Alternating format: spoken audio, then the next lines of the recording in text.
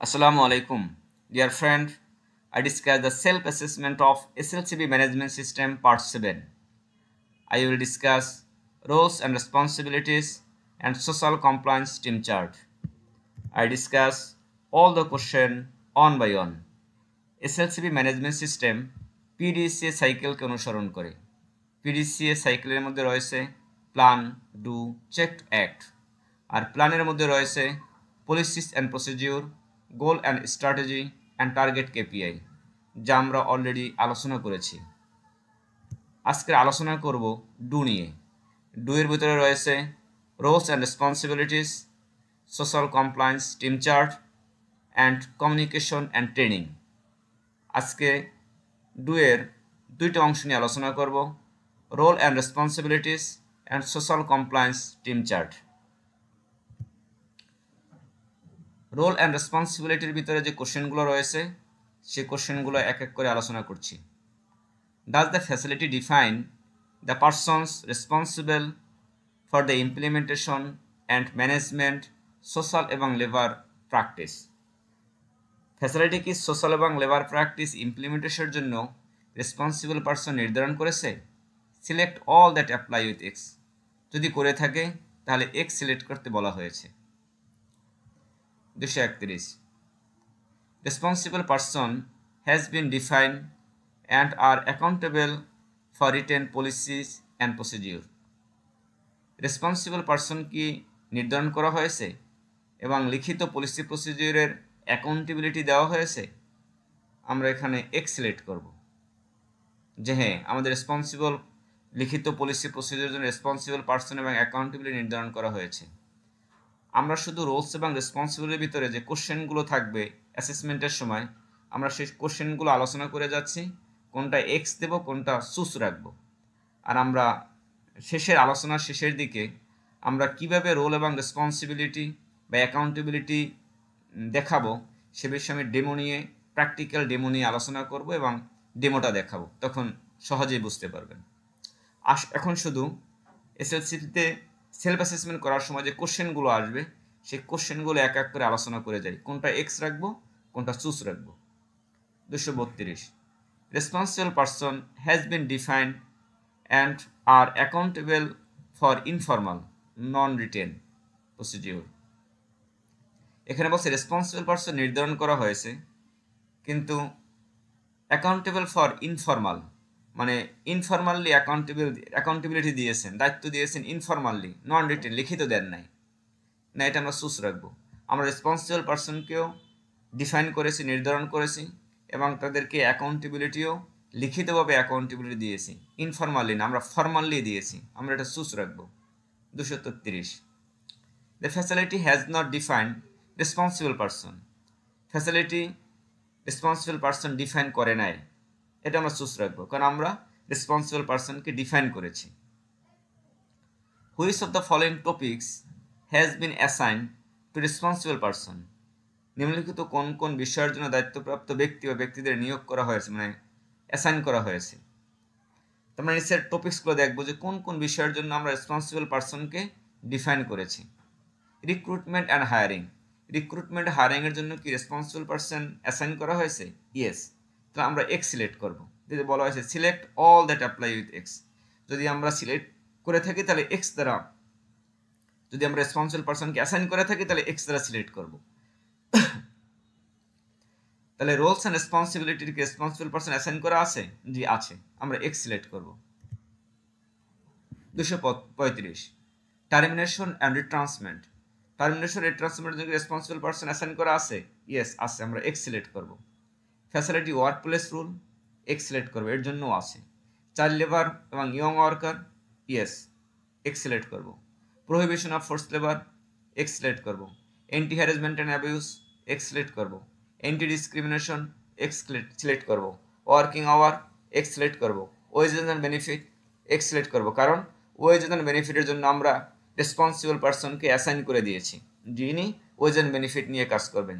Discipline, yes X select করব। Freedom of association, collective bargaining, x select করব, কারণ এই প্রত্যেকটার জন্য আমরা রেসপন্সিবল পারসনকে অ্যাসাইন করে দিয়েছি। কিভাবে অ্যাসাইন করব সেটা আমরা পরবর্তী ডেমোতে দেখাবো। গ্রিভেন্স সিস্টেম, এক্স সিলেক্ট করব। ওয়ার্কার ফিডব্যাক এক্স সিলেক্ট করব। Health and safety x. Foreign migrant worker, যদি প্রতিষ্ঠানে ফরেন মাইগ্রেন্ট ওয়ার্কার না থাকে তাহলে এক্স সিলেক্ট করার দরকার নেই, আমরা চুজ রাখতে পারি। আর যাদের জন্য ফরেন মাইগ্রেন্ট ওয়ার্কার যে প্রতিষ্ঠানে আছেন তারা এক্স সিলেক্ট করবেন। ডোমেস্টিক মাইগ্রেন্ট ওয়ার্কার তো সব প্রতিষ্ঠানেই আছে, কারণ শুধু একই বিভাগের লোক কাজ করে না, অন্য বিভাগ থেকে লোক এই বিভাগে কাজ করে। আমার ফ্যাক্টরিতে গাজীপুর হয়ে থেকে ঢাকা বিভাগের ভিতরে, অবশ্যই ঢাকা বিভাগ না, রাজশাহী থেকে, বরিশাল থেকে, সিলেট থেকে, অন্যান্য বিভাগ থেকে তো লোক আসে। তাহলে আমরা এখানে তাদের জন্য নিয়ে ডোমেস্টিক মাইগ্রেন্ট ওয়ার্কার নিয়ে রেসপন্সিবল পার্সন নির্ধারণ করা আছে, আমরা এক্স সিলেক্ট করবো। হোম ওয়ার্কার আমাদের নাই, চুজ সিলেক্ট করবো। সাপ্লায়ার সাব কন্ট্রাক্টের জন্য এক্স সিলেক্ট করবো, কারণ আমাদের রেসপন্সিবল পার্সন নির্ধারণ করা আছে। র মেটেরিয়াল সোর্সিং এক্স সিলেক্ট করবো। ভেরিভেরি and anti corruption X select করবো। আদার্স যদি থেকে থাকে তাহলে এক্স অথবা চুজ। আচ্ছা, তো আমরা একটু পরে দেখবো যে আসলে কীভাবে আমরা রেসপন্সিবল পার্সনকে নির্ধারণ করব। 155, does the facility have a written chart showing the individual responsible for the social এবং labour practice social compliance team chart.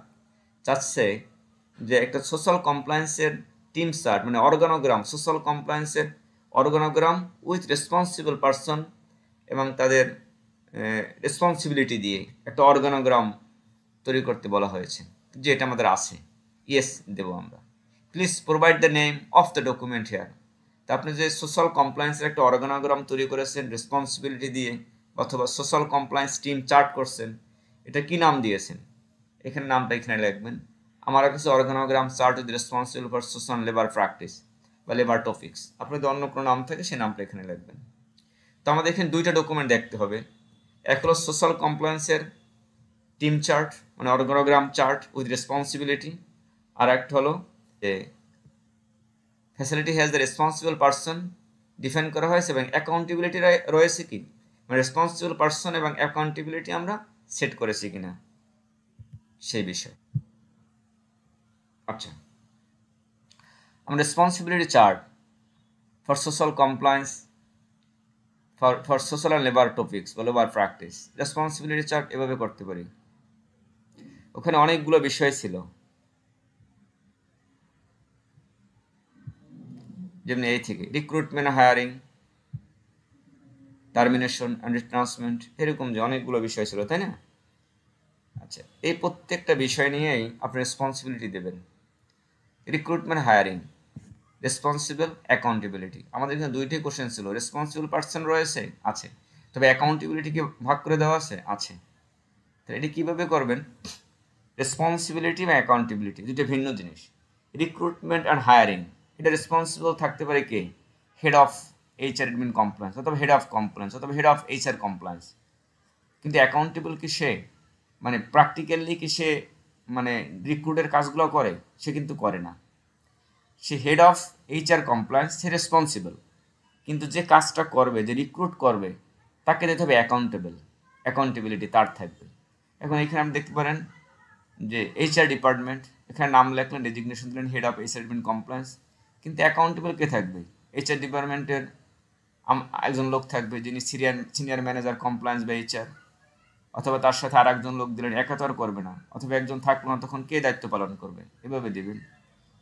এবার আছে কম্পিটেন্স অথবা অফ অ্যাকাউন্টেবল, যে কাজটা করবে তার কম্পিটেন্স কি আছে, মানে তার যোগ্যতা কি, সে রিক্রুটমেন্টের জন্য কি ক্যাপাবেল, তার কি যোগ্যতা আছে, তার শিক্ষাগত যোগ্যতা, তার এক্সপিরিয়েন্স, তার যদি প্রফেশনাল কোনো কোয়ালিফিকেশন থাকে সেটা এখানে উল্লেখ করবেন। এইভাবে আপনি সেট করতে পারেন। এখানে কী কী বিষয় সেট করলাম? Recruitment, hiring, termination, work facility, work place rule, child labour, young worker, prohibition of force labour, anti harassment abuse, anti discrimination, working hour, wages benefit, discipline, freedom association, grievance, supplier subcontract. এখানে responsibility কে? Production head হতে পারে, অথবা supplier যদি department থাকে আপনাদের, মানে sourcing department, সে সোর্সিং ডিপার্টমেন্টের হেড হবে, অথবা পার্চেস ডিপার্টমেন্টের হেড হবে। অ্যাকাউন্টেবল কে? আবার তার অধীনে আবার অ্যাসিস্ট্যান্ট ম্যানেজার থাকতে পারে বা এক্সিকিউটিভ থাকতে পারে, তাকে অ্যাকাউন্টেবিলিটি দেবেন। তার কম্পিটেন্সি, তার যোগ্যতা কি, সেই বিষয়ে কাজ অভিজ্ঞতা আছে কি না, সেই বিষয়ে এখানে দিয়ে দেবেন। র ম্যাটেরিয়াল সোর্সিং, ভেরিভেরি অ্যান্টি করাপশন, এটা নিয়ে এটা রেসপন্সিবিলিটি কে? Head of HR compliance. Accountable কে আছে? এইচআর কমপ্লায়েন্সের হেড তো সব অ্যাকাউন্টেবল নেবে না, তার অধীনে যারা কাজ করে তাদেরকে অ্যাকাউন্টেবল দিয়ে দেবেন। তার কম্পিটেন্সি সার্টিফিকেট মানে তার ক্যাপাবিলিটি ক্যাপাসিটি যেটা আছে, তার এক্সপিরিয়েন্স যেটা আছে সেটা এখানে দিবেন। এভাবে হলো যে আমরা রেসপন্সিবিলিটি চার্ট তৈরি করতে পারি। আর একটা কোশ্চেন ছিল আমাদের সোশ্যাল কমপ্লায়েন্স অর্গানোগ্রাম চার্ট। এটাও আমরা এভাবে করতে পারি। এটা সোশ্যাল কমপ্লায়েন্সের অর্গানোগ্রাম তৈরি করলেন, যে প্রধান আছে ডিরেক্টর, ডিজিএম আছে কমপ্লায়েন্সের, সিনিয়র ম্যানেজার আছে, তার অধীনে আছে ম্যানেজার কমপ্লায়েন্স আছে, আবার তার অধীনে আপনার এক্সিকিউটিভ থাকতে পারে, সিনিয়র এক্সিকিউটিভ থাকতে পারে, ম্যানেজার ফায়ার অ্যান্ড সেফটি থাকতে পারে, তার অধীনে এক্সিকিউটিভ থাকতে পারে, অ্যাসিস্ট্যান্ট ম্যানেজার ইসিআর ইএমএস, তার অধীনে এক্সিকিউটিভ সিনিয়র এক্সিকিউটিভ থাকতে পারে, আবার ওয়েলফেয়ার থাকতে পারে, ওয়েলফেয়ার অ্যাসিস্ট্যান্ট ম্যানেজার থাকতে পারে, তার অধীনে এক্সিকিউটিভ থাকতে পারে। তো এভাবে আপনি অর্গানোগ্রাম চার্টটা তৈরি করলেন। এখানে আবার কমপ্লায়েন্স একটা ইন্ডিভিজুয়াল টিম থাকতে পারে, ইন্টারনাল অডিট টিম থাকতে পারে, এবং প্রত্যেকটা ডিপার্টমেন্টের কী রেসপন্সিবিলিটি আছে সেই রেসপন্সিবিলিটিগুলো আলাদা আলাদা করে দিয়ে দিলেন। এভাবে একটা মানে সোশ্যাল কমপ্লায়েন্সের অর্গানোগ্রাম চার্ট উইথ রেসপন্সিবিলিটি। এইভাবেই যে করতে হবে যে আপনার যে এই জায়গাতে সব অর্গানোগ্রাম তৈরি করে রেসপন্সিবিলিটি দিয়ে এভাবে পারেন, অথবা অর্গানোগ্রাম এখানে তৈরি করে আলাদা পেজে আবার তাদের রেসপন্সিবিলিটি নাম লিখলেন, ডেজিগনেশন লিখছেন, পদবি লিখলেন, জয়েনিং ডেট লিখলেন, লিখে টেখে তার রেসপন্সিবিলিটি আলাদা আলাদা করে তৈরি করে দিতে পারেন শুধু সোশ্যাল কমপ্লায়েন্সে। তবে চাচ্ছে সোশ্যাল কমপ্লায়েন্সের অর্গানোগ্রাম চার্ট, এখানে অন্য না থাকাটাই বেটার। যে সোশ্যাল কমপ্লায়েন্সের সাথে রিলেটেড যে বিষয়গুলো আছে তাদের নিয়ে একটা অর্গানোগ্রাম এবং হলো এদের রেসপন্সিবিলিটি দিয়ে এভাবে আপনি তৈরি করে নিতে পারেন। এ হলো ডেমো। এভাবে আমরা সোশ্যাল কমপ্লায়েন্সের অর্গানোগ্রাম চার্ট এবং রেসপন্সিবিলিটি তৈরি করতে পারি। আমরা দেখি তারপর কি আছে। আমরা এই পর্যন্ত শেষ করেছি। এবার আছে কমিউনিকেশন অ্যান্ড ট্রেনিং। এই কমিউনিকেশন অ্যান্ড ট্রেনিংয়ের does the facility provide communication and training on social labour practice. Social labour প্র্যাকটিসের উপরে কি ফ্যাসিলিটি কমিউনিকেশন করে ট্রেনিং প্রোভাইড করে? Select all that apply with x. যদি করে থাকে তাহলে এক্স দিয়ে সিলেক্ট করতে বলা হয়েছে। আচ্ছা, 157 কমিউনিকেশন অ্যান্ড ট্রেনিং বেজ আপন written policies and procedure. Written মানে লিখিত পলিসি প্রসিডিওর উপরে কি কমিউনিকেশন বা ট্রেনিং করানো হয়? ইয়েস, করায়। অতএব আমরা এক্স সিলেক্ট করব। কমিউনিকেশন অ্যান্ড ট্রেনিং বেজ আপন informal non written procedure. Communication training করা সেটা ইনফর্মালি, লিখিত কোনো ডকুমেন্ট নাই, না, আমরা যেটা করাই সেটা লিখিত করাই এবং ফর্মালি করাই। আমরা এটা চুজ সিলেক্ট করব। The facility does not provide communication training on social labor practice. Facility social এবং লেবার প্র্যাকটিসের কোনো কমিউনিকেশন ট্রেনিং করান না, কন্ডাক্ট করেন না, এটা ঠিক না, আমরা করাই, আমরা চুজ রাখবো এটা। Who receive communication and training, select all that apply with X. কে এই কমিউনিকেশন ট্রেনিংটা কারা রিসিভ করে, কাদেরকে দেওয়া হয়? Select all that apply with X. যাদেরকে দেওয়া হয় তাদেরকে এক্স দ্বারা সিলেক্ট করবেন। সিনিয়র ম্যানেজমেন্ট, সিনিয়র ম্যানেজমেন্টকে দেওয়া হয়? ইয়েস, আমরা এক্স সিলেক্ট করবো, আমরা সিনিয়র ম্যানেজমেন্টকে দেই। তো সিনিয়র ম্যানেজমেন্ট বলতে কি বোঝায়? আমরা আসলে যখন স্টাফে ট্রেনিং করাই আমরা তো সুপারভাইজার, ইনচার্জ, লাইন চিফ এ পর্যন্ত করাই থাকি না, একদম সিনিয়র ম্যানেজমেন্ট স্টাফের, সুপারভাইজার টু টপ ম্যানেজমেন্ট পর্যন্ত, হয়তো মালিকের নিচ পর্যন্ত যারা আছে সবাইকে করাইতে হবে। এখানে আবার গাইডলাইনে কিছু বলা আছে।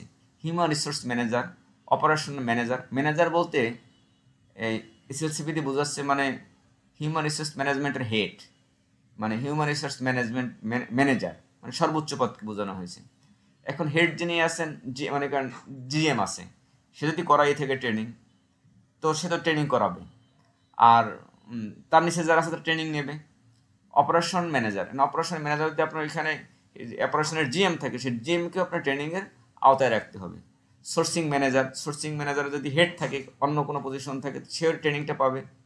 লাইন আর shift supervisor, health and safety personnel মানে safety officer, security guard and আদার।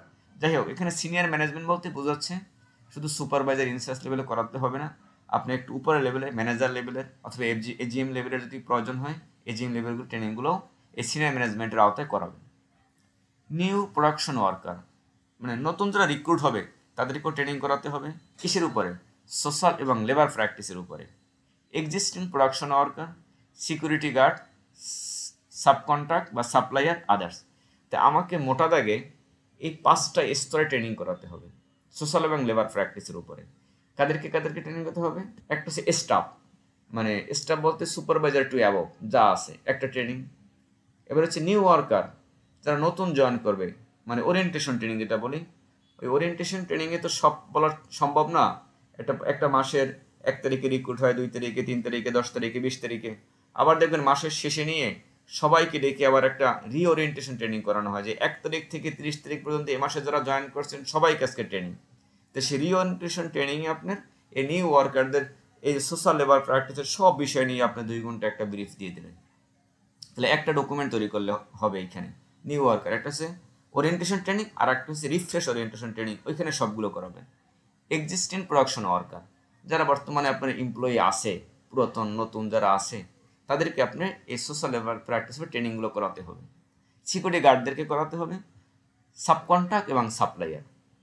আচ্ছা, এখন সাবকন্ট্রাক্টদের সাপ্লায়ার সোশ্যাল লেবার প্র্যাকটিসের ট্রেনিংগুলো আছে, এদেরকে করাতে হবে। অনেক প্রতিষ্ঠানে সাবকন্ট্রাক্টদেরকে ইনভাইট করে এবং এই সোশ্যাল লেবার প্র্যাকটিসের বিষয়গুলো একদিন ব্রিফ করে দেয় এবং ডকুমেন্ট কন্টেন্ট করে, হয়তো 6 মাসে একবার করে করায়, বছরে 2বার করায়। অথবা আপনি অনলাইনে ওনাদেরকে লিঙ্ক দিয়ে দেন এবং একটা নির্দিষ্ট সময় আপনি এই মানে কি বলে যেভাবে ওয়েবিনার করেন লিঙ্কের মাধ্যমে আপনি ট্রেনিংটা করাতে পারেন। অথবা যদি একদম সম্ভব না হয় তাহলে এই বিষয়গুলো তাদেরকে মেইলের মাধ্যমে আপনি কমিউনিকেশন করতে পারেন যে আপনার এই পলিসিগুলো আছে, অ্যাজ পার SLCP রিকোয়ারমেন্ট আপনার এই বিষয়গুলোকে ফলো করতে হবে, মানতে হবে, আপনাকে এগুলো স্টাডি করার জন্য বলা হলো, এরকম আপনি মেইল দিতে পারেন। তাও কমিউনিকেশন কিছুটা হবে, ট্রেনিং না হলে কমিউনিকেশনের পার্টটা কমপ্লিট হবে। তো আমরা নেক্সট ট্রেনিংয়ে আসলে এখানে অনেকগুলো কোশ্চেন আছে, কমিউনিকেশন ট্রেনিংয়ে আলোচনা আজকে করবো না। আমার আলোচনা ছিল রেসপন্সিবিলিটি নিয়ে আর হচ্ছে কমপ্লায়েন্স চার্ট নিয়ে, এটা শেষ হয়েছে। বাট ট্রেনিংগুলো নিয়ে মোটা থেকে 5টা স্তরে ট্রেনিং করাইতে হবে: senior management, new worker, existing worker, security, subcontract, supplier. তো আমরা পরবর্তীতে আলোচনা করব যে মানে সিনিয়র ম্যানেজমেন্ট কোন কোন বিষয়ের উপরে সিনিয়র ম্যানেজমেন্টকে ট্রেনিং করাতে হবে, কোন কোন বিষয়ের উপরে নিউ ওয়ার্কারকে ট্রেনিং করাতে হবে, কোন কোন টপিক্সের উপরে এক্সিস্টিং ওয়ার্কারকে ট্রেনিং করাতে হবে এবং কোন কোন টপিক্সগুলো সিকিউরিটি গার্ডদের ট্রেনিং করাতে হবে। নেক্সট সেশনে আমরা এই ট্রেনিং কমিউনিকেশন পার্টগুলো নিয়ে কথা বলবো। আজকের এই পর্যন্ত, সবাই ভালো থাকবেন, সবাইকে আবারও ধন্যবাদ। আসসালামু আলাইকুম।